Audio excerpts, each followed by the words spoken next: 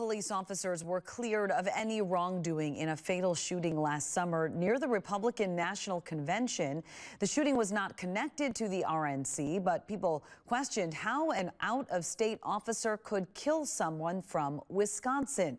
On body cam, officers can be heard identifying themselves and ordering the suspect to drop the knife, but the suspect refused. The Milwaukee County DA wrote a letter saying Wisconsin law allows someone to use deadly force to protect someone else if they believe they could die.